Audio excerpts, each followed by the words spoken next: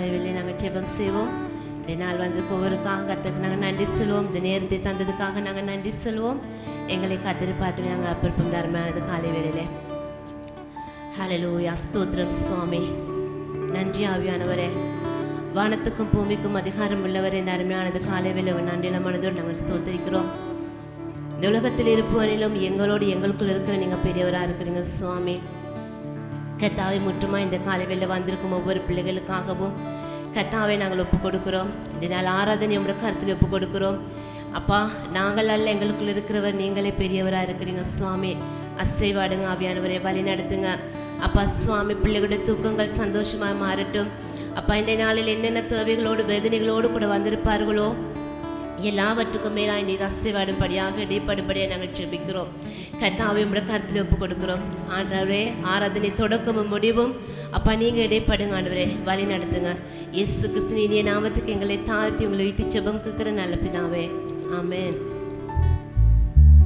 நாங்கள் உற்சாகத்தோடு கூட கரங்களை தட்டி சந்தோஷமாய் பாடும். கர்த்தர் எங்களுக்கு செய்த நன்மைகள் ஏராளம், அவைகளை எண்ணி பார்க்க முடியாதது. நாங்கள் கடந்து வந்த பாதைகளை திரும்பி பார்ப்போமானால் அவ்வளவு அதிசயங்களை கர்த்தர் எங்களோட வாழ்வில் செய்திருக்கிறார். நாங்கள் சந்தோஷத்தோடு உற்சாகத்தோடு கூட நன்றி என்று சொல்கிறோம். நான் அதன் பாடி பாடி நாங்கள் அதோட நாமத்தை மாயப்படுத்துவோம்.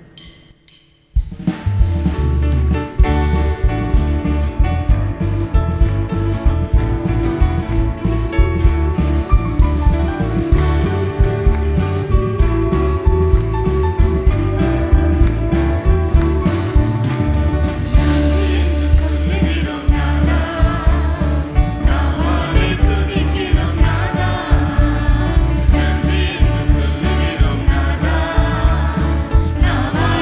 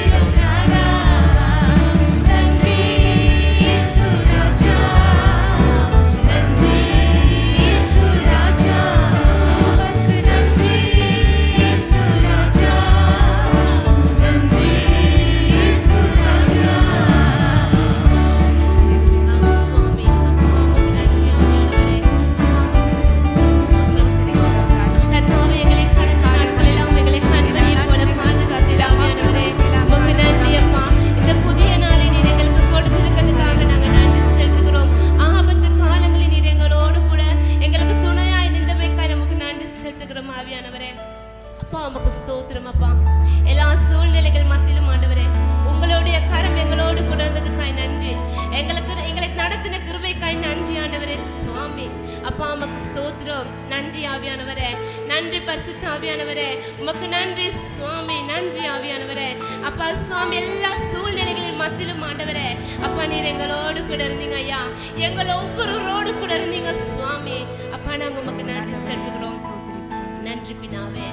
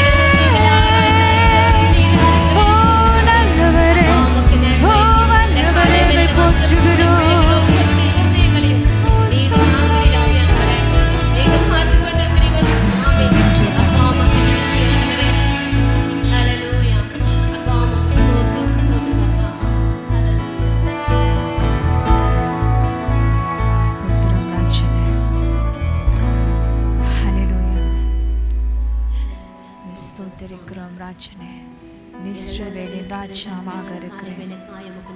ஹல்லேலூயா. தேவனுடைய சமூகத்தை தேடி வந்த தேவ பிள்ளைகள் அனைவருக்கும் இனிய காலை வணக்கத்தோடு உங்கள் அனைவரையும் இந்த இணையதளத்துக்கு அன்போடு கூட வரவேற்கின்றோம். துதிகளின் மத்தியில் வாசம் செய்கிறதான நம் தேவாதி தேவனை நீங்கள் எங்கள் சபையோடு இணைந்து ஆராதித்திருப்பீர்கள் என்று நான் நம்புகிறேன். நாங்கள் எந்த நிலையில், எந்த சூழ்நிலையில், எந்த இடத்துல இருந்தாலும் நாம் அவரை உண்மையோடும் முழு உள்ளத்தோடும் முழு ஆத்மாவோடும் துதிக்கும் நேரத்தில் அவர் எங்களோடு வாசம் செய்வாராக. ஆமேன். முக்கியமான அறிவித்தலுக்காக செவி கொடுப்போம். ஒவ்வொரு ஞாயிற்றுக்கிழமை தோறும் காலை 7 மணிக்கு கிள்ளப்பனையில் இருக்கின்ற எங்கள் கல்வாரி சபையில் காலை 7 மணிக்கு தமிழ் ஆராதனை நடைபெறும். இந்த ஆராதனை வேலைக்கு வந்து உங்களுக்கு கலந்து கொள்ள கடினமாக இருந்தால் உங்களால் யூடியூப் மற்றும் ஃபேஸ்புக் மூலமாக எங்களோடு இணைந்து கொள்ளலாம். உங்களுக்கு மேலும் உங்களுக்கான ஆராதனை ஒளி அமைப்பு ஆடியோ வாட்ஸ்அப் மூலமாக பெற்றுக்கொள்ளலாம். திரை காண்கின்ற இந்த இலக்கத்தின் ஊடாக தொடர்பு கொண்டு உங்களுக்கான ஆராதனை வாட்ஸ்அப் ஆடியோ மூலமாக கேட்டு மகிழலாம். பிரியமானவர்களே, அதே போல் உங்களுக்கான முக்கியமான ஜெப தேவைகள் இருந்தால் இந்த வாட்ஸ்அப் மூலமாக இணைந்து கொண்டு உங்கள் ஜெப குறிப்புகளை எங்களுக்கு அணுகவும். உங்களுக்காக தேவ பிள்ளைகள் ஜெபத்தின் வழிநடத்தலுக்காக காத்து கொண்டிருக்கிறார்கள். அதே போல் குடும்பமாக இணைந்து ஜெபிக்க, தேவனை ஆராதிக்க, தேவனுடைய வார்த்தைக்கு செவி சாய்க்க ஒவ்வொரு வியாழக்கிழமை மாலை 6:30 மணிக்கு எங்களோடு இணையுங்கள். தேவனை ஆராதிப்பதில் மகத்துவமான காரியங்களை கற்றுக் கொடுத்தது தாவீது. எனவே தாவீது நானும் என்ற தாவீதின் ஆராதனை நேரத்துக்கு உங்களை மிகவும் அன்போடு கூட வரவேற்கின்றோம். ஒவ்வொரு வெள்ளிக்கிழமை தோறும் மாலை 7 மணிக்கு எங்கள் இணையதளத்தில் நடைபெறும். எனவே தேவனை ஆராதிக்க, அவரை தொழுது கொள்ள உங்களை அன்போடு கூட வரவேற்கின்றோம். இப்பொழுது தேவன் உங்களுக்காக வைத்திருக்கிற ஆவிக்குரிய மன்னா, தேவனுடைய செய்திக்காக நாங்கள் அனைவரும் செவிசாய்ப்போம். நன்றி. கர்த்தர் உங்களை ஆசீர்வதிப்பாராக. ஹல்லேலூயா. கர்த்தர் நல்லவர். ஆமென். ஹல்லேலூயா. யெகோவா ஷம்மா எங்களோடு கூட இருக்கிறார். ஹல்லேலூயா. ஹல்லேலூயா. பக்கத்தில் பார்த்து சொல்லுங்க, யெகோவா ஷம்மா உங்களோடு கூட இருக்கிறார். ஹல்லேலூயா. எல்லாரும் சந்தோஷமா இருக்கீங்களா? ஹல்லேலூயா. சத்தமா ஒரு ஹல்லேலூயா சொல்லுங்க பாப்போம். ஹல்லேலூயா. கர்த்தர் எங்களோடு கூட இருக்கிறார். ஆமென். ஹல்லேலூயா. இந்த நாளிலே நாங்கள் தேவனுடையதான வார்த்தையை தியானிக்கத்தக்கதாக என்னோடு கூட சேர்ந்து திருப்பிக் கொள்ளுங்கள். யாத்ராகமம் 3ஆம் அதிகாரம். யாத்ராகமம் 3ஆம் அதிகாரம் முதல் 10 வசனத்தை நாங்கள் எல்லாரும் எழுந்து நின்றவர்களாக நாங்கள் வாசித்து இந்த ஆராதனைக்குள்ளாக கடந்து செல்ல போகிறோம். எல்லாரும் சேர்ந்து எழுந்து நின்று யாத்ராகமம் 3ஆம் அதிகாரத்தை திருப்பிக் கொண்டு முதல் 10 வசனத்தை நாங்கள் வாசிக்க போகிறோம். மோசே மீதியான் தேசத்து ஆசாரியனாயிருந்த தன் மாமனாகிய எத்ரோவின் ஆடுகளை மேய்த்து வந்தான். அவன் ஆடுகளை வனாந்தரத்தின் பின்புறத்திலே ஓட்டி தேவ பர்வதமாகிய ஓரேப் மட்டும் வந்தான். அங்கே கர்த்தருடைய தூதனானவர் ஒரு முச்செடியின் நடுவிலிருந்து உண்டான அக்கினி ஜுவாலையிலே நின்று அவனுக்கு தரிசனமானார். அப்பொழுது அவன் உற்று பார்த்தான். முச்செடி அக்கினியால் ஜுவாலித்து எரிந்தும் அது வெந்து போகாமல் இருந்தது. அப்பொழுது மோசே, இந்த முச்செடி வெந்து போகாதிருக்கிறது என்ன? நான் கிட்டே போய் இந்த அற்புத காட்சியை பார்ப்பேன் என்றான். அவன் பார்க்கும்படி கிட்டே வருகிறதை கர்த்தர் கண்டு முச்செடியின் நடுவிலிருந்து தேவன் அவனை நோக்கி, மோசே மோசே என்று கூப்பிட்டார். அவன், இதோ அடியேன் என்றான். 5வது வசனம். அப்பொழுது அவர், இங்கே கிட்டி சேராயாக, உன் கால்களில் இருக்கிற பாதரட்சையை கழட்டி போடு, நீ நிற்கிற இடம் பரிசுத்த பூமி என்றார். பின்னும் அவர், நான் ஆபிரகாமின் தேவனும் ஈசாக்கின் தேவனும் யாக்கோபின் தேவனுமாகிய உன் பிதாக்களுடைய தேவனாயிருக்கிறேன் என்றார். மோசே தேவனை நோக்கி பார்க்க பயந்ததினால் தன் முகத்தை மூடிக்கொண்டான். அப்பொழுது கர்த்தர், எகிப்தில் இருக்கிற என் ஜனத்தின் உபத்திரவத்தை நான் பார்க்கவே பார்த்து ஆளோட்டிகளின் நிமித்தம் அவர்கள் இடுகிற கூக்குரலை கேட்டேன். அவர்கள் படுகிற வேதனையை அறிந்திருக்கிறேன். அவர்களை எகிப்தியரின் கைகளுக்கு விடுதலையாக்கவும் அவர்களை அந்த தேசத்திலிருந்து நீக்கி கானானியரும் ஏத்தியரும் எமோரியரும் பெரிசியரும் ஏவியரும் எபூசியரும் ஆகிய இடமாகிய பாலும் தேனும் ஓடும் நலமும் விசாலமுமான இடத்திற்கு கொண்டு போய் சேர்க்கவும் இறங்கினேன். இப்பொழுதும் இஸ்ரவேல் புத்திரரின் கூக்குரல் என் சந்நிதியில் வந்து எட்டினது. எகிப்தியர் அவர்களை ஒடுக்குகிற ஒடுக்குதலை கண்டேன். நீ இஸ்ரவேல் புத்திரராகிய என் ஜனத்தை எகிப்திலிருந்து அழைத்து வரும்படி உன்னை பார்வோனிடத்திற்கு அனுப்புவேன், வா என்றார். கண்களை மூடி நாங்கள் ஆண்டவரை நோக்கி பார்ப்போம். நல்ல ஆண்டவரே, இந்த காலை வேளையிலே உம்முடைய பிள்ளைகளுக்கு ஆண்டவரே, எங்களுக்கு இந்த வசனத்தின் மூலமாய் நீர் வைத்திருக்கிற சத்தியங்களை வெளிப்படுத்தும்படியாய் ஜெபிக்கிறோம். ஆண்டவரே, இந்த வார்த்தைகளை புரிந்து கொள்ளும்படி எங்கள் இருதயங்கள் ஆண்டவரை படட்டும். ஆண்டவரே, எங்களுடையதான இருதயத்துக்குள்ளாய் ஆண்டவரே இந்த வார்த்தைகள் தங்கும்படி ஆண்டவரே எங்கள் செவிகள் அதை கேட்டு தியானிக்கும்படி ஆண்டவரே நீர் கிருபை பாராட்டுவீராக. இயேசுவின் வல்லமையுள்ள நாமத்தினால் ஜெபிக்கிறேன் ஜீவனுள்ள நல்ல பிதாவே, ஆமேன். நல்லது, மிகவும் நன்றி. அமர்ந்து கொள்ளுங்கள். இந்த நாளில் நான் உங்களுக்கு முன்பதாக பகிர்ந்து கொள்ள எடுத்துக்கொண்ட தலைப்பு மனிதனுடைய கண்ணீரை காண்கிற தேவனாய் இருக்கிறார். எங்கள் ஆண்டவர் எப்படியாப்பட்டவரா இருக்கிறார்? எப்படியாப்பட்டவரா இருக்கிறார்? கண்ணீரை காண்கிற தேவன். எங்களுடைய வாழ்க்கையிலே அநேக காரியங்கள் வரும்போது நாங்கள் விடுகிற கண்ணீரை, எங்களுடையதான அழுகையை ஆண்டவர் பார்க்கிறவராய் இருக்கிறார். அல்லேலூயா. ஆண்டவர் எங்கள் கண்ணீரை காண்கிறவராக இருக்கிறார். சில நேரங்களில் நாங்கள் எடுத்துக்கொள்ளும் ஒரு உதாரணமாக, நாங்கள் எங்களுடைய குடும்பமாக எங்களுடைய பிள்ளைகளோடு நாங்கள் சொல்லுவோமே, பாதையில் நாங்கள் நடந்து போகிறோம். ஒரு குடும்பமாய் சந்தோஷமாய் பிள்ளைகளோடு கதைத்து கொண்டு போகிறோம். போகிறதான இந்த சந்தோஷமாக போய்கொண்டிருக்கிறதான நேரத்தில் யாராவது 2 பேர் அல்லது 3 பேர் வந்து எங்களுடையதான பிள்ளையில ஒருத்தரை தரன்னு இழுத்துக்கிட்டு போய் அடின்னு அடிச்சா எங்களுடைய மனம் எப்படி இருக்கும்? எப்படி இருக்கும்? எப்படி இருக்கும்? நாங்க சந்தோஷமா போய்கொண்டிருக்கோம். 2 பேர் 3 பேர் வாராங்க. எங்களுடைய பிள்ளையை நாங்கள் அன்பாய் நேசிக்கிற, நாங்கள் அன்பு வைத்திருக்கிற, நாங்கள் அப்படியே அரவணைத்து கொண்டு பாசம் காட்டுகிற எங்களுடைய சொந்த பிள்ளைய ஒருத்தர் இழுத்துக்கிட்டு போயிட்டு அடிச்சா, அவர் அடி வாங்கி துடிக்கிற வேளையில, அவர் கண்ணீர் வடிக்கிற நேரத்தில், கத்துற நேரத்தில் எங்களுடைய நிலைமை எப்படியா இருக்கும்?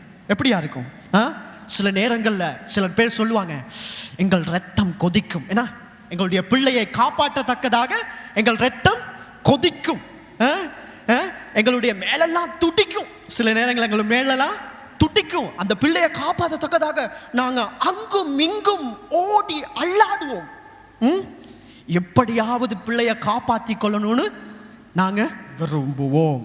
இன்னைக்கு நாளில் அந்த தேவனுடையதான அவருடைய அந்த கிருபைகளை குறித்து தான், அவர் எங்களுடைய கண்ணீரை காண்கிற விதத்தை குறித்து தான் இந்த நாளில் நான் உங்களுக்கு முன்வைக்க விரும்புகிறேன். இந்த இடத்துல நாங்கள் பார்க்கும்போது, நாங்கள் முதல் 3 வசனத்தை பார்த்தா, யாத்ராகமம் 3ஆம் அதிகாரம் 1 முதல் 3வது வசனத்தை பார்த்தா, மோசே மீதியான் தேசத்து ஆசாரியனாயிருந்த தன் மாமனாகிய எத்ரோவின் ஆடுகளை மேய்த்து வந்தான்.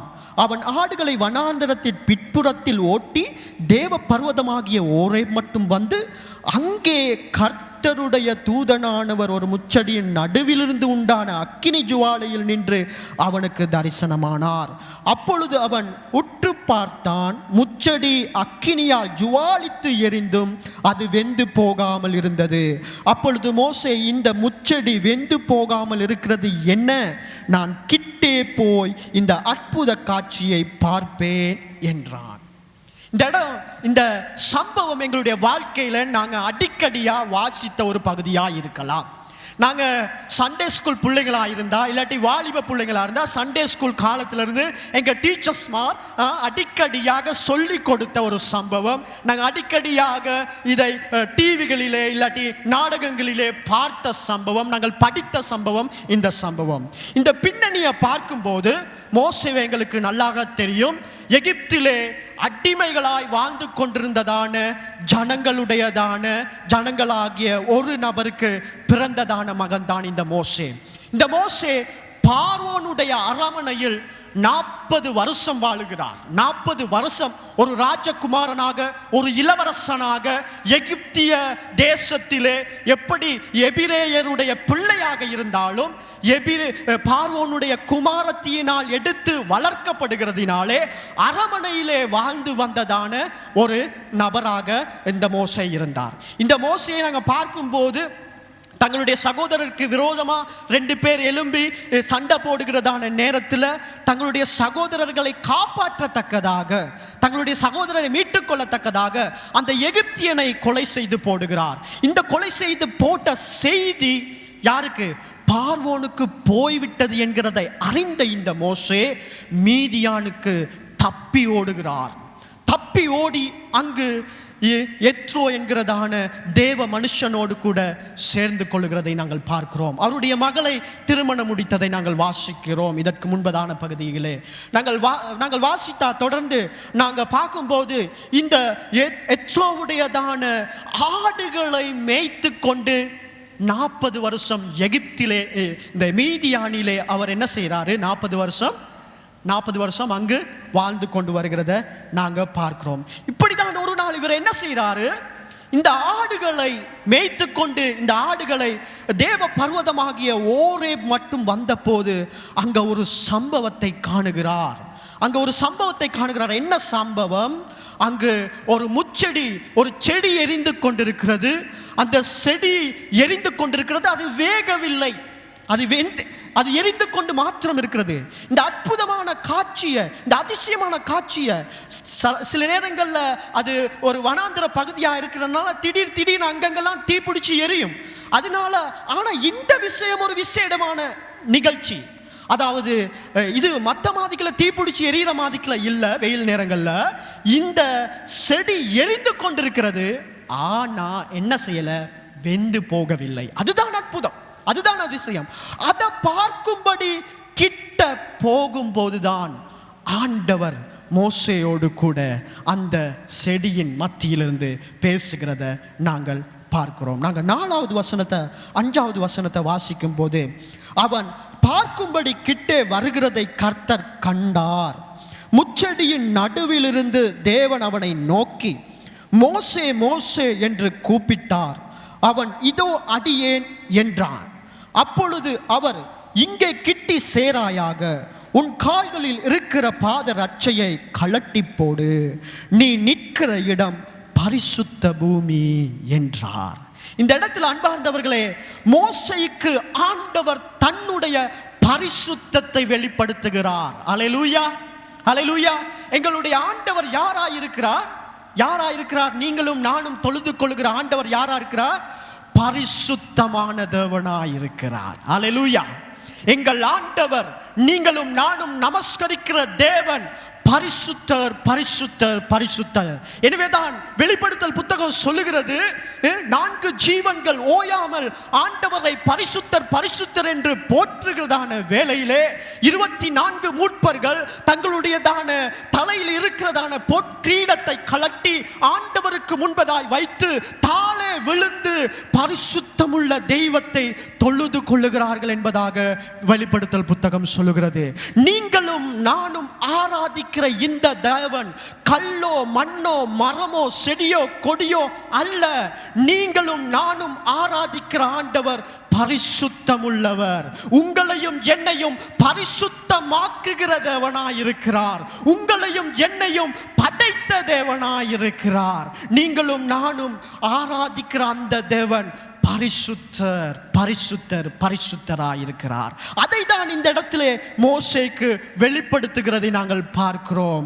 அவர் அல்பாவும் ஒமேகாவும் தேவனாயிருக்கிறார், ஆதியும் அந்தமுமான தேவனாயிருக்கிறார். தன்னுடைய பரிசுத்தத்தை வெளிப்படுத்துகிறார். இந்த இடத்துல நாங்கள் போகும்போது, ஆண்டவருக்கு முன்பதாக போகும்போது, ஆண்டவர் எங்களையும் எங்களுடைய நிலைமையையும் வெளிப்படுத்துகிற தேவனாயிருக்கிறார். எங்களுடைய பலவீனத்தை வெளிப்படுத்துகிற தேவனாயிருக்கிறார்.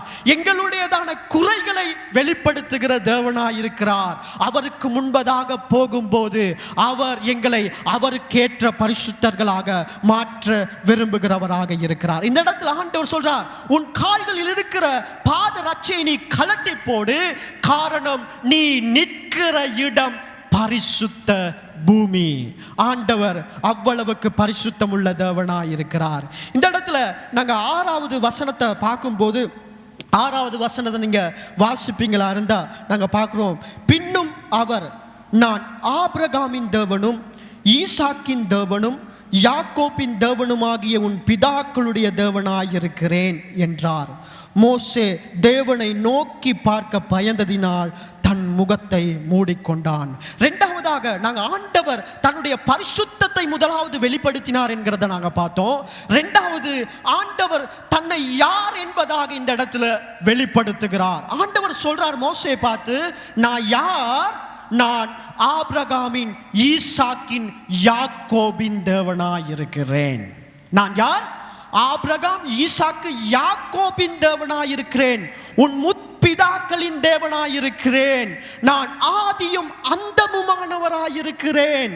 நான் இருக்கிறவராகவே இருக்கிறேன் என்பதாக தேவன் மோசேக்கு வெளிப்படுத்துகிறார். அன்பார்ந்தவர்களே, இந்த இடத்துல நாங்கள் ஆராதிக்கிற ஆண்டவர், நாங்கள் ஆராதிக்கிற தேவன் எங்களுடைய எல்லா சூழ்நிலைகளிலும் இருக்கிறவராகவே இருக்கிறார். நீங்களும் நானும் ஆராதிக்கிற, தொழுது கொள்ளுகிற ஆண்டவர் ஆதியும் அந்தமும் அல்பாவும் ஒமேகாவும் இருக்கிறார். நீங்களும் நானும் ஆராதிக்கிற ஆண்டவர் இருக்கிறவர், இருப்பவர், இருந்தவராயிருக்கிறார். ஹல்லேலூயா, ஹல்லேலூயா. ஆண்டவர் எங்களோடு கூட இருக்கிறார். ஒருவேளை சில நேரங்களில் நாங்கள் நினைக்கலாம், எங்களுடைய ஒரு காரியமும் எதையுமே ஆண்டவருக்கு தெரியுது இல்லையா? ஆண்டவர் இருக்கிறார், எங்கள் சூழ்நிலைகளை பார்க்கிறார், அவர் அறிந்திருக்கிறார். எல்லாத்தையும் ஆண்டவர் இந்த இடத்துல நாங்கள் பார்க்கிறோம். ஆண்டவர் தன்னை வெளிப்படுத்துகிறதை நாங்கள் பார்க்கிறோம். ஆண்டவர் தன்னை அப்படியாக, ஆண்டவர் தன்னை முழுமையாக, ஆண்டவர் தன்னை ஆபிரகாம், ஈசாக்கு, யாக்கோபுடைய தேவனாக வெளிப்படுத்துகிறார். அவர் மாறாதவர் என்பதாக வெளிப்படுகிறதை நாங்கள் இந்த இடத்துல பார்க்கிறோம். எனவேதான் மோசே இந்த இடத்துல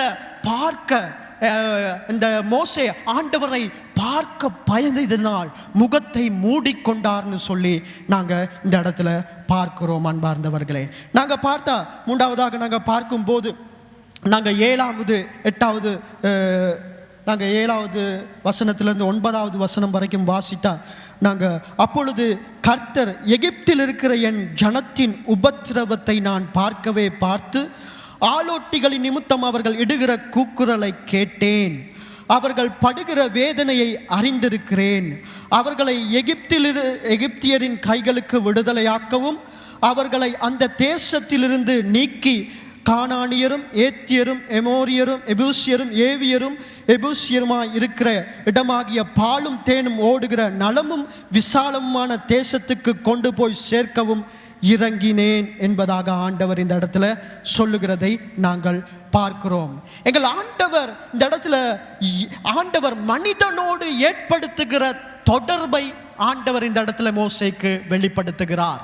ஆண்டவர் மோசேக்கு இந்த இடத்துல சொல்ல வருகிறார், நான் மனிதனோடு எப்படியான தொடர்பை கொள்ள விரும்புகிறேன் என்கிறதான காரியத்தை மோசேக்கு ஆண்டவர் வெளிப்படுத்துகிறார். முதலாவது நாங்க பார்க்கும்போது, அப்பொழுது கர்த்தர் எகிப்தில் இருக்கிற 7வது வசனம், எகிப்தில் இருக்கிற என் ஜனத்தின் உபத்திரவத்தை பார்க்கவே பார்த்து, ஆண்டவர் சொல்றார், இந்த இடத்துல முச்சடியின் நடுவில் இறங்கிட்டாரு. ஆண்டவர் தரிசனம் ஆகிட்டாரு. மோசேயை இப்ப கூப்பிடுறாரு. மோசேக்கு சொல்லுகிறார், மோசே, நான் என் ஜனத்தின் என்னத்தை பார்த்தேன்? உபத்திரவத்தை பார்க்கவே பார்த்து. பார்த்து என்பது தற்செயலா பார்க்கலாம். சில நேரங்களில் தற்செயலா பார்க்கலாம். பார்க்கவே பார்த்து என்பது திட்டமிட்டு நோக்கத்துக்காக வேண்டும் என்றே நோக்கி பார்க்கிறது தான் பார்க்கவே பார்த்து. இந்த இடத்துல ஜனங்களுடைய நிலைமையை பார்க்கிறார் ஆண்டவர். 430 வருஷம் அல்லது 400 வருஷம் இவர்கள் அடிமைகளாக வாழ்ந்து கொண்டிருக்கிறார்கள். இவர்களுடைய நிலை எப்படியாப்பட்ட நிலையா இருக்கிறது, இவர்களுடைய கண்ணீர் எப்படிப்பட்ட நிலை காரியமாக இருக்கிறது. இவர்கள் 430 வருஷம் அடிமைகளாக எகிப்தியருக்கு 2 பட்டணத்தை கட்டுறதற்கு வேலை செய்து கொண்டு வந்தார்கள். இவர்களுடைய ஆரம்ப காலம் எப்படி இருந்தது? நல்ல சுகபோகமாக இருந்தது. அந்த நாட்டிலே நல்ல பெரிய பெரிய கட்டிடங்களை எல்லாம் கட்டி, நல்ல வீடுகளை எல்லாம் கட்டி வாழ்ந்து வந்தார்கள்.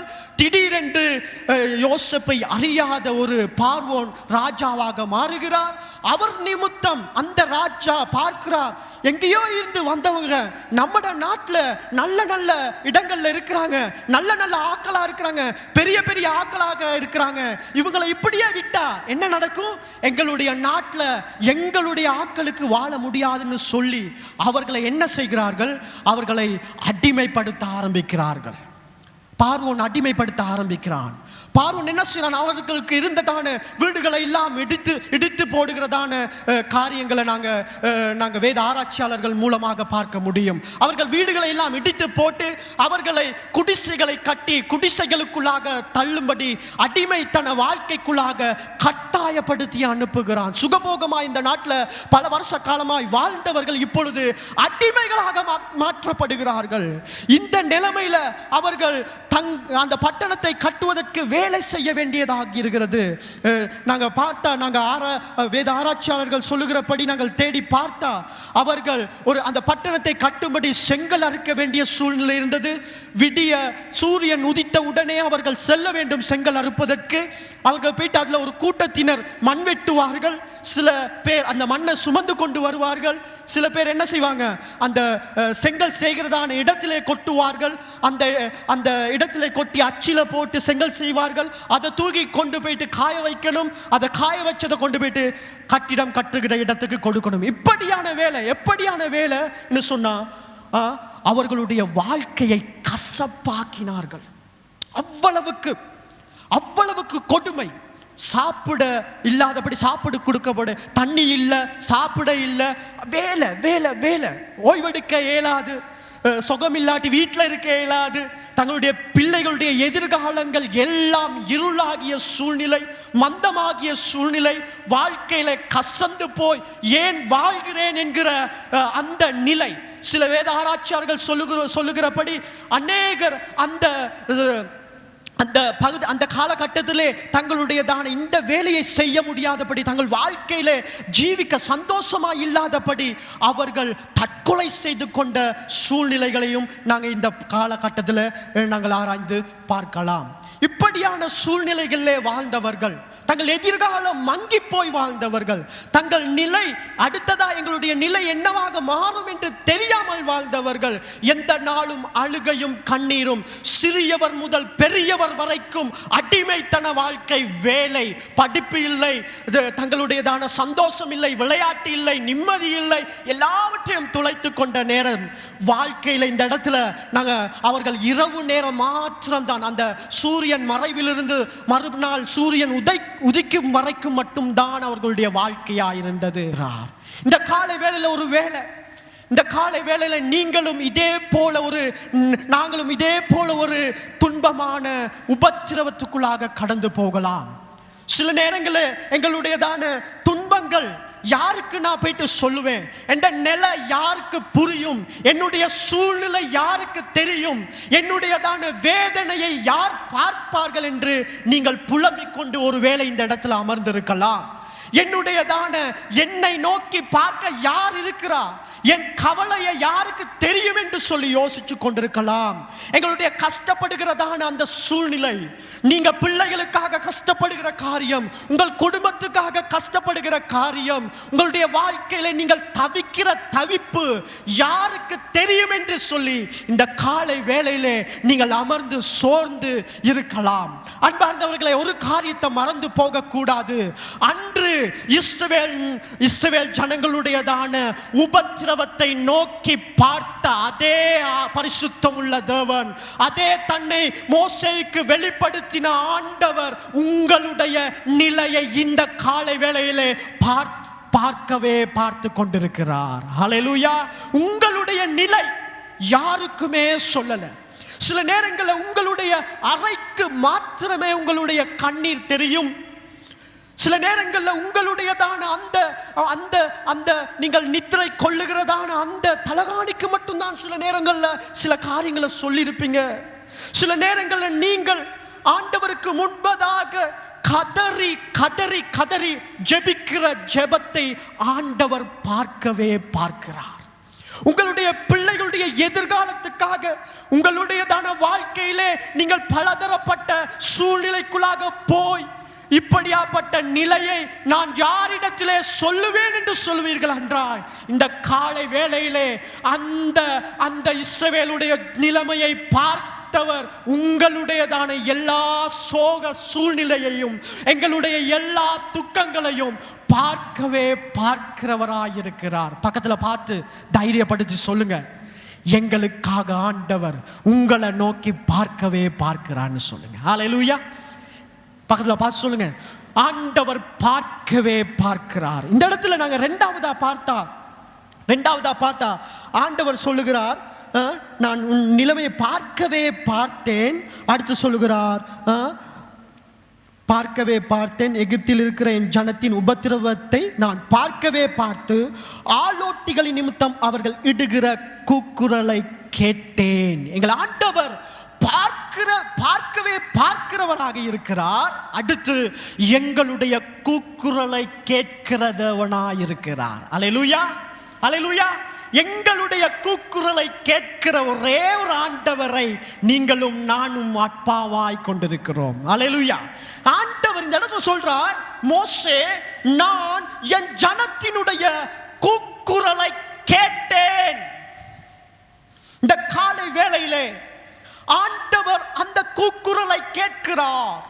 இஸ்ரவேல் ஜனங்கள் எப்படி கதறி அழுதார்களோ, எப்படி ஆலோட்டிகள் அடித்தது நிமித்தம் அந்த வேதனை தாங்க முடியாதபடி கதறினார்களோ, தங்களுடைய பிள்ளைகளை நைல் நதியிலே ஆண் பிள்ளைகளை வீச செல்லும் போது அவர்களுக்கு இருந்ததான கதறல், அதை வீசிவிட்டு வரும்போது ஏன் இந்த வாழ்க்கை என்று தவிக்கிறதான அந்த கத்துகிற அந்த முணுமுணுப்பு, அந்த காரியத்தை ஆண்டவர் கேட்டார்.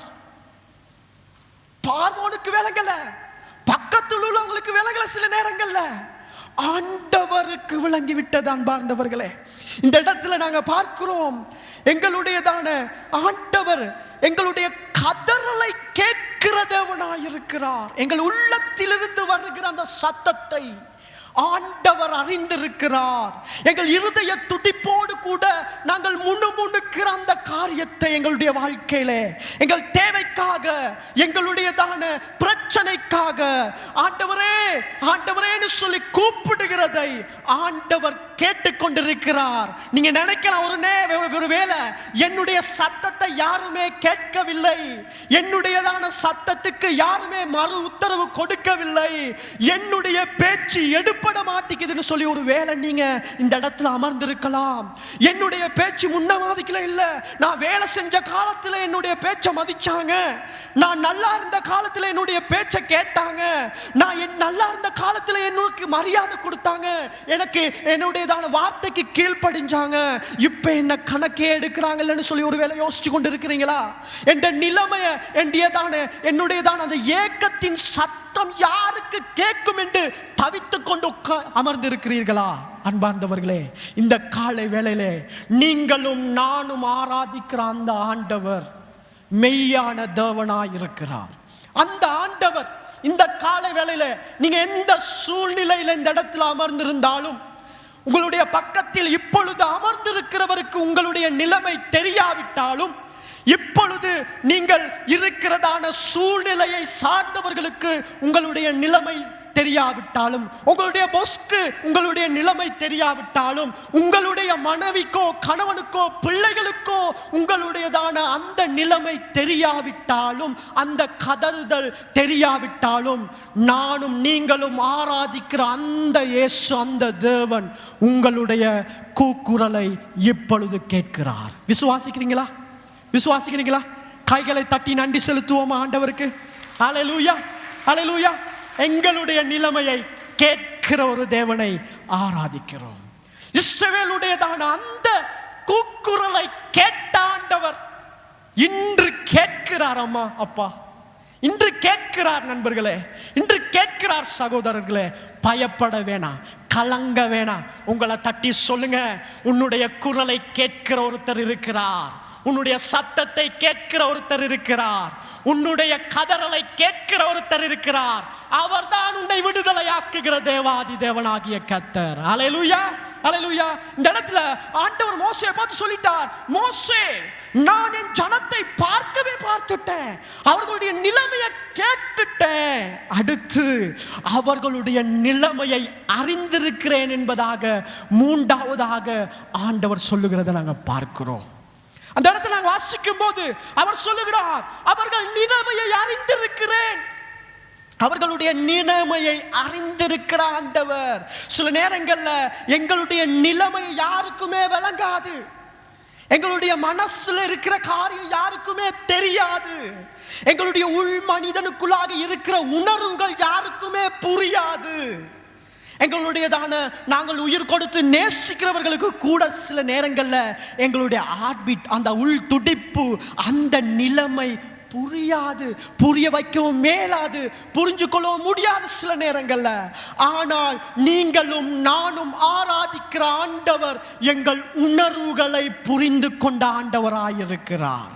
அன்று இஸ்ரவேல் ஜனங்கள் தங்கள் மனதுக்குள்ளாய் கதறினதை, அந்த உணர்வை, அந்த நிலைமையை, அந்த தன்மையை ஆண்டவர் புரிந்து கொண்டார், புரிந்து கொண்டார். அதனால்தான் அவர்களுடைய நிலைமையை நான் அறிஞ்சிருக்கிறேன் என்று சொல்லி ஆண்டவர் சொல்லுகிறார். அவர்களுடைய நிலைமையை, அவர்களுடைய மனதை, அவர்களுடைய யோசனையை அறிந்திருக்கிறார். இந்த கால வேளையில ஒரு வேளை நீங்க யோசிக்கலாம், உங்களுடையதான வாழ்க்கையில, எங்களுடைய பிள்ளைக்கு அநேக நாட்களை நான் நல்ல ஒரு திருமணத்துக்காக காரியம் பார்த்து கொண்டிருக்கிறேன், எனக்கு கிடைக்குதுலேன்னு உங்க மனசுக்குள்ள ஏங்கி கொண்டிருக்கலாம். ஒருவேளை எனக்கு நான் செய்து கொண்டிருக்கிறதான இந்த வேலை சரிவர மாட்டேங்குது, அடிக்கடியா பிரச்சனையா இருக்கிறது, என் எதிர்காலத்தில் நான் எப்படி என்னுடைய பிள்ளைகளை கரை சேர்க்க போகிறேன் சொல்லி தவித்துக் கொண்டு புலம்பிக் கொண்டு இருதயத்திலே இருக்கலாம். சில நேரங்கள்ல அநேக நாட்களாய் திருமணம் முடித்து எனக்கு ஒரு பிள்ளை இல்லையேன்னு சொல்லி ஏங்கிக் கொண்டிருக்கலாம். உங்களை யாரும் புரிந்து கொள்ளாமல் இருக்கலாம். ஆனால் நீங்களும் நானும் ஆராதிக்கிற, நீங்கள் இன்று நம்பி வந்து அமர்ந்திருக்கிற எங்கள் ஆண்டவர் உங்களுடைய நிலைமையை புரிந்து கொண்ட தேவனாய் இருக்கிறார். எந்த மனுஷன் புரிந்து கொள்ளாவிட்டாலும், எந்த உறவு புரிந்து கொள்ளாவிட்டாலும், நீங்களும் நானும் ஆராதிக்கிற அந்த ஆண்டவர், அன்று இஸ்ரவேலுடைய நிலைமையை புரிந்து கொண்ட ஆண்டவர் உங்கள் நிலைமையை புரிந்து கொண்டவராயிருக்கிறார். அல்லேலூயா, அல்லேலூயா. எங்கள் ஆண்டவர் எங்கள் நிலைமையை புரிந்து கொள்ளுகிறவராயிருக்கிறார். எனவேதான் ஆண்டவர் சொல்லுகிறார், நான் அவர்கள் நிலைமையை அறிந்திருக்கிறேன் மோசே, அறிந்திருக்கிறேன் என்பதாக ஆண்டவர் இந்த இடத்துல மோசேக்கு தன்னை பற்றி சொல்லுகிறவராயிருக்கிறார். அதே வசனத்தில் ஆண்டவர் சொல்லுகிறார், ஆண்டவர் என்ன சொல்லுகிறார், நான் அவர்களை பார்க்கவே பார்த்தேன், அவர்களுடைய சத்தத்தை கேட்டேன், அவர்கள் நிலைமையை அறிஞ்சிருக்கிறேன். அடுத்து மோசே சொல்லுகிறார், மோசேயை பார்த்து ஆண்டவர் சொல்லுகிறார், நான் இறங்கினேன், நான் அவர்களை 8வது வசனம் சொல்லுது, பாலும் தேனும் ஓடும் விசாலமான இடத்துக்கு கொண்டு போய் சேர்க்கும்படி இறங்கினேன் என்பதாக ஆண்டவர் சொல்லுகிறார். அல்லேலூயா, அல்லேலூயா. ஆண்டவர் அவர்களுடையதான அவர்களை பார்த்து, அவர்களுடைய சத்தத்தை கேட்டு, அவர்களுடைய நிலைமையை அறிஞ்சு பேசாம இருக்கல. ஆண்டவர் என்ன செஞ்சிட்டார், இறங்கி விட்டார். இறங்கி விட்டுறது சொல்லுது, மனம் இறங்கினது உண்மைதான், மனம் இறங்கினார். அந்த இடத்துல ஆண்டவர் அவர்களை விடுதலையாக்கும்படி மெய்யாகவே பரலோகத்திலிருந்து இறங்கி வந்து விட்டார். இந்த காலை வேளையில ஒரு வேளை நாங்க இருக்கிற சூழ்நிலை எதுவாக இருந்தாலும், நாங்க இருக்கிற நிலைமை எதுவாக இருந்தாலும், ஒருவேளை பாவத்தோட போராடி கொண்டு மீட்க முடியவில்லை என்று நாங்கள் இருந்தாலும், எங்க குடும்பத்தில் வியாதியில போராட்டத்தில் கடந்து போகிறேன், இதிலிருந்து தப்புவிக்க முடியுமா என்கிற கேள்வியோடு அமர்ந்திருந்தாலும், நான் ஆராதிக்கிற, நீங்கள் ஆராதிக்கிற ஆண்டவர் நாங்க எந்த நிலையில் இருந்தாலும் இறங்கி வந்து எங்களை தொட்டு விடுதலையாக்க வல்லவராயிருக்கிறார். அல்லேலூயா. இறங்கி வந்து விடுதலை கொடுக்கிறவர், இறங்கி வந்து சுகம் கொடுக்கிறவர், இறங்கி வந்து ரட்சிப்பை கொடுக்கிறவர், இறங்கி வந்து பரிசுத்தப்படுத்துகிறவர், இறங்கி வந்து அற்புதம் செய்கிற ஆண்டவரை நீங்களும் நானும் ஆராதிக்கிறவர்களாக இருக்கிறோம். அன்பாதவர்களே, இந்த இடத்துல பார்க்கும்போது ஆண்டவர் மோசேக்கு சொல்லுகிறார், நான் இறங்கி வந்து விட்டேன் என் ஜனத்தை விடுதலையாக்கும்படி என்பதாக சொல்லுகிறார். அன்பார்ந்தவர்களே, இன்றைக்கு 2000 ஆண்டுகளுக்கு முன்பதாக நீங்களும் நானும் ஆராதிக்கிறதான இந்த ஆண்டவராகிய இயேசு கிறிஸ்து உங்களையும் என்னையும் சாபத்திலிருந்தும் பாவத்திலிருந்தும் அக்கிரமத்திலிருந்தும் விடுதலையாக்கும்படி, உங்களையும் என்னையும் மீட்டு பரலோகம் சேர்க்கும்படி அந்த பரலோகத்திலிருந்து பூமிக்கு மனிதனாய் இறங்கி வந்தார். அவர் மனிதனாய் இறங்கி வந்து பாடுகளை உங்களுக்காய் எனக்காய் அனுபவித்தார். அவர் இரத்தம் சிந்தி சிலுவையை சுமந்து அந்த சிலுவையில் அவர் உயிர் கொடுத்ததின் மூலம் உங்களுக்கு எனக்கான சாபத்திலிருந்து அவர் விடுதலையாக்கினார். அவர் உயிரோடு கூட மறுபடியும் எழுந்து பிதாவோடு உங்களுக்கும் எனக்கும் ஐக்கியத்தை ஏற்படுத்தினார். இவர்தான் அன்று மோசேயுடைய ஜனங்களுடைய நிலைமையை பார்த்து இறங்கின ஆண்டவராயிருக்கிறார். அல்லேலூயா, அல்லேலூயா. அந்த ஆண்டவர் இரக்கமுள்ள தேவன், மனதுருக்கமுள்ள தேவன் மாத்திரமல்ல, எங்கள் நிலைமையை பார்த்து நாங்கள் எந்த இடத்துல இருந்தாலும் அந்த இடத்துக்கு வந்து கை தூக்கி எடுக்கக்கூடியவராக இருக்கிறார். அன்பார்ந்தவர்களே, இந்த இடத்துல நாங்கள் பார்த்தா 9ஆம் வசனம் 10ஆம் வசனம் பார்த்தா, இப்பொழுதும் இஸ்ரவேல் புத்திரரின் கூக்குரல் என் சந்நிதியிலே வந்து எட்டினது, எகிப்தியர் அவர்களை ஒடுக்குதலை கண்டேன். நீ இஸ்ரவேல் புத்திரராகிய என் ஜனத்தை எகிப்திலிருந்து அழைத்து வரும்படி உன்னை பார்வோனிடத்துக்கு அனுப்புவேன், வா என்றார். இந்த இடத்துல ஆண்டவர் மோசேயை பார்த்து சொல்லுகிறார், நான் என் ஜனத்தை மீட்டுக் கொள்ள போகிறேன், என் ஜனத்தை விடுதலையாக்க போகிறேன், என் ஜனத்தை தப்புவிக்க போகிறேன், எனவே மோசே நீ வா என்பதாக அந்த மோசேயை அழைக்கிறதை நாங்கள் பார்க்கிறோம். இந்த மோசேயை அழைக்கும் போது மோசேக்கு எத்தனை வயசு தெரியுமா? 80 வயது. 80 வயதான இந்த சூழ்நிலையில் ஆண்டவர் மோசேக்கு ஒரு அழைப்பை கொடுக்கிறார். அழிந்து போகிற ஜனத்தை மீட்டுக் கொள்ளும்படியான ஒரு சந்தர்ப்பம் இருக்கிறது. மோசே, அழிந்து போகிற உன் சகோதரர்களை மீட்டுக் கொள்வதற்காக நான் உன்னை தெரிந்து கொண்டிருக்கிறேன், எனவே நீ வா, உன்னை நான் அவர்களிடத்திற்கு அனுப்புவேன் என்பதாக மோசேயை ஆண்டவர் அழைக்கிறவராயிருக்கிறார். இன்னைக்கு நாளில் நாங்கள் உலகத்தை எடுத்துக்கொண்டா எத்தனையோ பேர் இந்த ஆண்டவரை தெரியாமல், நாங்கள் ஆராதிக்கிற இந்த ஜீவன் உள்ளவரை தெரியாமல் அநேக வேதனையிலும் போராட்டத்திலும் கண்ணீரிலும் கவலையிலும் கடந்து செல்லுகிறார்கள். அநேகருக்கு மெய்யான ஆண்டவருடைய அன்பு கிடைக்காமல் தற்கொலை செய்து கொள்ளுகிறார்கள்.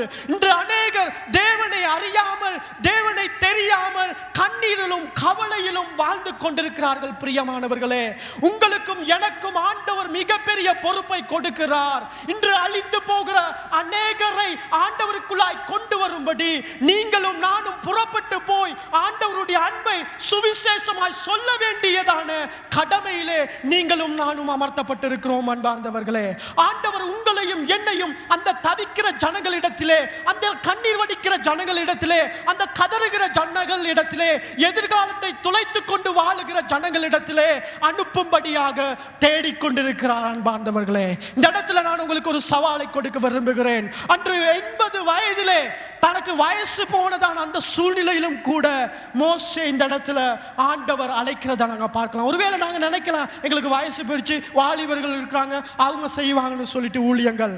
உங்களையும் ஆண்டவர் எந்த நிலைமையில் இருந்தாலும் மற்றவர்களுக்கு தேவனுடைய அன்பை சொல்லும்படி, அழுகிற எங்களுடைய பக்கத்து வீட்டாருக்கு, எங்களுடைய முன் வீட்டாருக்கு, எங்களுடைய நாட்டில் இருக்கிற ஜனங்களுக்கு ஆண்டவருடைய அன்பை சொல்லும்படி ஆண்டவர் என்ற காலை வேளையில உங்களையும் என்னையும் அழைக்கிறார். என்னையும் ஆண்டவர் 2011ஆம் ஆண்டு ஆண்டவருடைய ஊழியத்துக்காக அழைத்தார். இதே ஆண்டவர் என்னை அவருடைய ஊழியத்துக்காக கூப்பிடும் போது நான் ஞானத்திலே குறை உள்ளவன், பலவீனமானவன், ஒன்றுமே புரியாதவன், சரியா பேசக்கூட தெரியாது, இப்படியான சூழ்நிலையில் அமர்ந்து போயிருந்தேன். நான் என்ன செய்வேன் என்கிறதான யோசனையில் இருந்தேன். ஆனால் 2011ஆம் ஆண்டு ஆண்டவர் என்னை முழு நேரத்துக்கு ஊழியத்துக்கு அழைத்த போது என்னுடையதான ஆண்டியுடைய உதவியோடு கூட நான் ஆண்டவருக்கு முன்பதாக என்னை அர்ப்பணித்தேன். பாஸ்டருடைய அநேக வழிகாட்டல்கள் அதற்கு உதவியாக இருந்தது. அவருடைய அநேக போதனைகள், அவருடைய உற்சாகப்படுத்தல், அவருடையதான அந்த தட்டி கொடுத்தல், அவர் கற்றுக் கொடுத்த விதங்கள் ஆண்டவர் எங்களை முழு நேரத்துக்கு அர்ப்பணிக்கிறதற்கு உதவி செய்தது. நாங்கள் இன்று யாழ்ப்பாணத்தில் ஆண்டவருக்காக ஊழியம் செய்து வருகிறோம். ஆண்டவர் என்னை ஒரு ஒன்றுக்கும் பிரயோஜனம் இல்லாத என்னை ஆண்டவருடைய ஊழியத்துக்கு அழைப்பாராக இருந்தால், இந்த இடத்துல அமர்ந்திருக்கிற வாலிபர்கள் அநேகர் உங்களை ஆண்டவர் ஏற்கனவே அழைத்திருக்கிறார், ஏற்கனவே கூப்பிட்டு விட்டார், ஏற்கனவே உங்களை தெரிவு செய்து விட்டார். ஆண்டவர் எங்களை தாயின் கருவில் உருவாகுவதற்கு முன்பதாகவே பெயர் சொல்லி அழைக்கிறவராக இருக்கிறார். அந்த ஆண்டவர் அழைத்திருக்கிறார். எனவே நாங்கள் அழைப்புக்கு கீழ்ப்படிய வேண்டியவர்களாக நாங்கள் இருக்கிறோம். நாங்கள் பார்த்தோம், ஆண்டவர் தன்னுடைய பரிசுத்தத்தை மோசேக்கு வெளிப்படுத்தினார். இரண்டாவது நாங்க பார்க்கும்போது ஆண்டவர் தான் யாருங்கிறத மோசேக்கு வெளிப்படுத்தினார். மூன்றாவது நாங்க பார்க்கும்போது ஆண்டவர் மனிதனோடு இருக்கிறதான அந்த தொடர்பை வெளிப்படுத்துகிறார். நான் பார்த்து கேட்கவே கேட்டு அறிந்திருக்கிறேன், இறங்கி இருக்கிறேன் என்பதாக ஆண்டவர் இந்த காலை வேளையிலே எங்களோடு கூட இடைப்படுகிறவராயிருக்கிறார். இந்த காலை வேளையிலே ஒருவேளை எல்லாரும் கண்களை மூடி நாங்கள் தேவ சமூகத்தில் அமர்ந்து கொள்வோம். நாங்கள் ஒருவேளை இந்த காலை வேளையிலே கண்களை மூடி நாங்கள் அமர்ந்திருக்கிறதான நேரத்தில் ஆண்டவருடைய சமூகத்தில் நாங்கள் எங்களை சற்று ஆராய்ந்து பார்ப்போம். எங்களுடைய நிலைமையை ஆராய்ந்து பார்ப்போம். எங்களுடைய சூழ்நிலையை ஆராய்ந்து பார்ப்போம். நாங்கள் முகம் கொடுக்கிறதான வியாதியின் படுக்கையை, வேதனையின் பாதையை, பிரச்சனைகளை, கண்ணீரை சற்று யோசித்து பார்ப்போம்.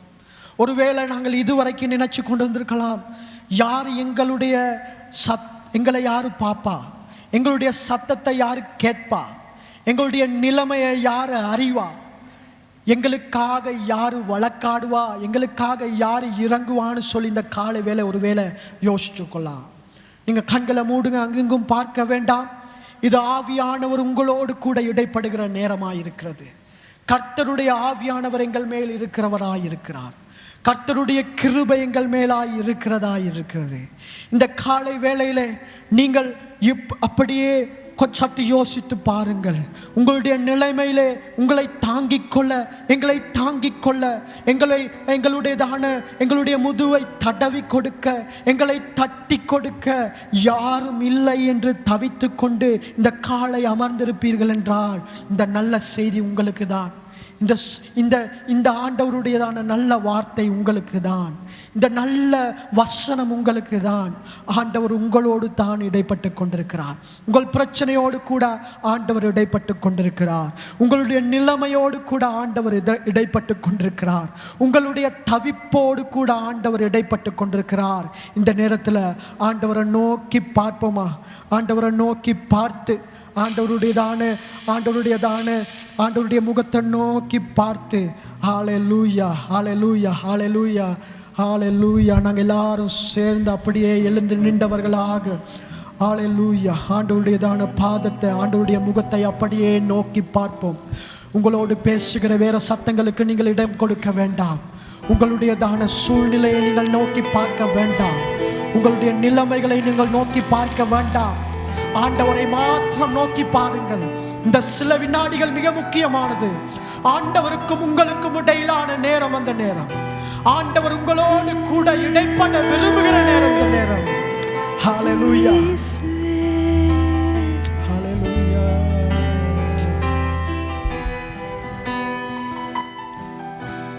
விண்ணப்பத்தை கேட்பவரே, என் கண்ணீரை காண்பவரே, சுகம் தருபவரே, ஸ்தோத்திரம் இயேசுவே. என் விண்ணப்பத்தை கேட்பவரே, என் கண்ணீரை காண்பவரே, சுகம் தருபவரே, ஸ்தோத்திரம் இயேசுவே. சொல்லுவோமா? உம்மால் கூடும், எல்லாம் கூடும், ஒரு வார்த்தை சொன்னால் போதும். ஐயா உம்மால் கூடும் ஐயா. ஐயா உம்மால் கூடும், எல்லாம் கூடும், ஒரு வார்த்தை சொன்னால் போதும். ஐயா ஒரு வார்த்தை சொன்னால் போதும். ஐயா ஒரு வார்த்தை சொன்னால் போதும். விண்ணப்பத்தை என் விண்ணப்பத்தை கேட்பவரே, என் கண்ணீரை காண்பவர், என் கண்ணீரை காண்பவரே, சுகம் தருபவர், சுகம் தருபவரே, ஸ்தோத்திரம் இயேசுவே. மனதுருகி கரம் நீட்டி அதிசயம் செய்பவரே, மனதுருகி கரம் நீட்டி அதிசயம் செய்பவரே, அதிசயம் செய்காண்டவர், ஐயா அதிசயம் செய்பவரே, ஐயா அதிசயம் செய்பவரே. என் விண்ணப்பத்தை கேட்பவரே, என் கண்ணீரை காண்பவரே, சுகம் தருபவரே, ஸ்தோத்திரம் இயேசுவே. சித்தமுண்டு சுத்தமாக என்று சொல்லி சுகமாக்கினீர். சித்தமுண்டு சுத்தமாக என்று சொல்லி சுகமாக்கினீர். ஐயா என்று சொல்லி சுகமாக்கினீர். ஓ ஐயா என்று சொல்லி சுகமாக்கினீர். என் விண்ணப்பத்தை கேட்பவரே, என் கண்ணீரை காண்பவரே, சுகம் தருபவரே, ஸ்தோத்திரம் இயேசுவே. ஸ்தோத்திரம் இயேசுவே. ஸ்தோத்திரம் இயேசுவே. Hallelujah. Hallelujah. என்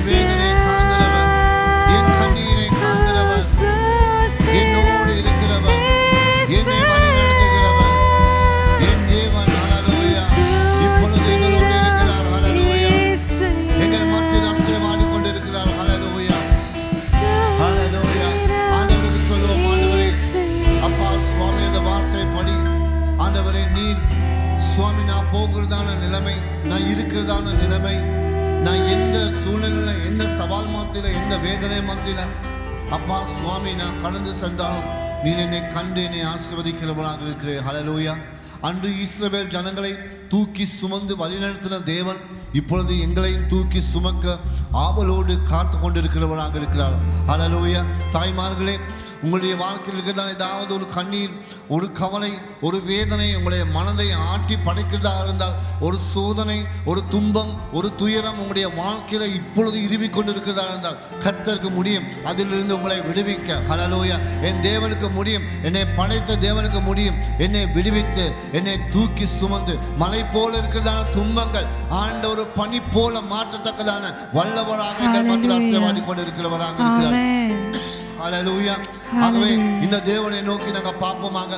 அந்த தேவனுக்கு எங்களுடைய கரங்களை உயர்த்தி சொல்லுவோம், ஆண்டவரே என்னுடைய இருதயமான ஆழத்தில் இருக்கிறதான சுவாமியின் கூக்குரலை கேட்கிறவரே இப்பொழுது சுவாமி என் இருதயத்துக்கு வாருங்க அப்பா, என்னை தொடுங்க என்று சொல்லி நாங்க முழு உள்ளத்தோடு நாங்க சொல்லுவோமா. ஹல்லேலூயா. ஹல்லேலூயா. ஆண்டவருக்கு நன்றி செலுத்துவோமா. கர்த்தர் எங்களை நோக்கி பார்த்து கொண்டிருக்கிறவராக இருக்கிறார். அவர் எங்களுடைய கூக்குரலை கேட்டு எங்களை பார்த்து எங்களுடைய சத்தங்களை கேட்டு என்னை ஆசீர்வதிக்கிறவராக இருக்கிறார். ஹல்லேலூயா.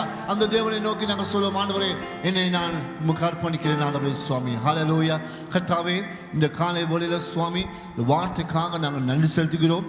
இந்த அருமையான வார்த்தை கூடாக நீர் எங்கள் மத்தியில சுவாமி பேசுறதுக்காக நன்றி அப்பா. சுவாமி எங்களுடைய வேதனைகளை அறிந்து எங்களை புரிந்து நாங்கள் போகிறதான நிழல் என்னன்னு சொல்லி சுவாமி எங்களை அறிந்தவராக இருந்து சுவாமி அன்று இஸ்ரவேல் ஜனங்களை நீர் எவ்வாறாக மீட்டு கொண்டீரோ அதே போல சுவாமி இன்னும் எங்களை மீட்டு கொள்ளத்தக்கதாக சுவாமி நீர் இந்த சுவாமி பூமிக்கு வந்து எங்களுக்காகவே மறித்து எனக்காகவே உயிர்த்தெழுந்த தேவனாக இருக்கிறேன் ஆண்டவரே சுவாமி.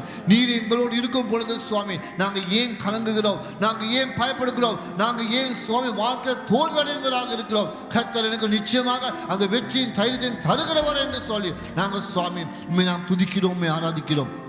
ராஜா சுவாமி இந்த வேளையில சுவாமி எங்களை நாங்கள் தாழ்த்துகிறோம் அப்பா. சுவாமி இந்த வார்த்தை கூடாக இந்த வாரத்தில் எங்களுக்கு கடந்து செல்ல உடைய ஆசீர்வாதத்தை தருவீராக. கர்த்தாவே நன்பின் கரங்களை அர்ப்பணிக்கிறோம் இயேசுவின் நாமத்தினால் கேட்கிறோம் நல்ல பிதாவே. ஆமேன், ஆமேன். இப்பொழுது தேவனுடைய கிருபையும் குமாரனுடைய அன்பு பாசம் இரக்கமும் தயவும் பரிசுத்த ஆவியானுடைய வழி நடத்தலும் இன்றும் என்றும் எப்பொழுதும் எங்களோடு இருப்பதாக. ஆமேன், ஆமேன், ஆமேன்.